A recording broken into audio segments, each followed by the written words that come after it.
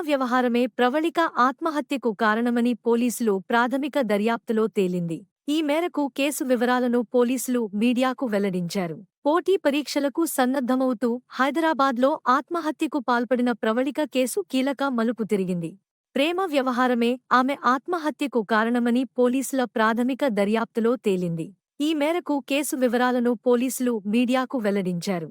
శుక్రవారం రాత్రి ప్రవళిక చనిపోయినట్టు, అలాగే ఆమె గదిలో సూసైడ్ నోట్ దొరికింది. ఇప్పటివరకు ఆమె ఏ పోటీ పరీక్షకు హాజరు కాలేదు. ఆత్మహత్యపై రకరకాల ఊహాగానాలు వస్తున్నాయి. శివరాం రాథోడ్ అనే వ్యక్తితో ఆమె చేసిన చాటింగ్ను పోలీసులు గుర్తించారు. అందులో తనను మోసం చేసి శివరాం మరో యువతిని పెళ్లి చేసుకోబోతున్నట్టు ఆ చాటింగ్ ద్వారా గుర్తించినట్టు సమాచారం. శివరాం, ప్రవళిక ఇద్దరూ నగరంలోని ఓ హోటల్కు వెళ్లినట్టు సీసీటీవీ ఫుటేజ్ కూడా దొరికింది. న్యాయపరంగా శివరాంపై చర్యలు తీసుకుంటారని మృతురాలి cell phone, CCTV footage, suicide note పోలీసులు స్వాధీనం చేసుకున్నారు. ఫోరెన్సిక్ ల్యాబు పంపి ఆధారాలు సేకరిస్తాం.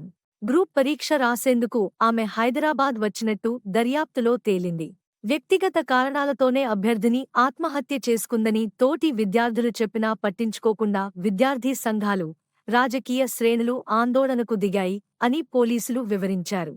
అస్సలు జరిగింది ఏంటి? చిక్కడపల్లి పోలీసు స్టేషన్ పరిధిలో శుక్రవారం రాత్రి జరిగిన ఈ ఘటన కలకలం రేపింది. వరంగల్ జిల్లా బిక్కాజిపల్లికి చెందిన మర్రి ప్రవళిక అశోక్నగర్లోని ఓ హాస్టల్లో ఉంటూ గ్రూప్ పోటీ పరీక్షలకు సన్నద్ధమవుతోంది.